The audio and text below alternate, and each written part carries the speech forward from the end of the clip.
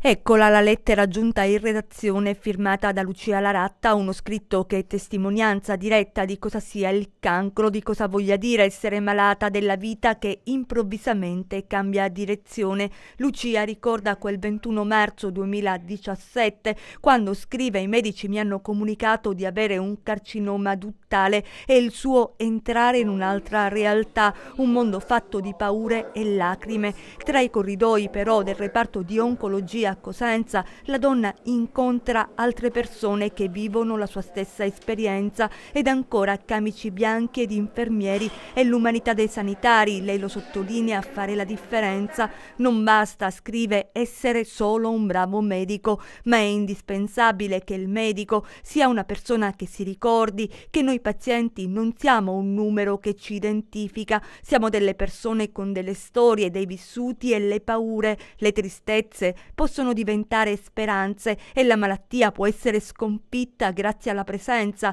di medici che in tutto questo ci mettono il cuore. Lucia nella lettera elenca i nomi di tutti, compresi i volontari del reparto che l'hanno sostenuta nel difficile percorso. Non ci capita spesso di ricevere segnalazioni positive, di solito sono i disservizi a fare rumore. Abbiamo ritenuto giusto, così come facciamo per le denunce, raccontare anche un altro punto di vista di un quotidiano fatto di lavoro nelle corsie dell'ospedale, di silenzi carichi di speranza, di una forza che rigenera e che spesso resta nel silenzio privato delle storie dei malati.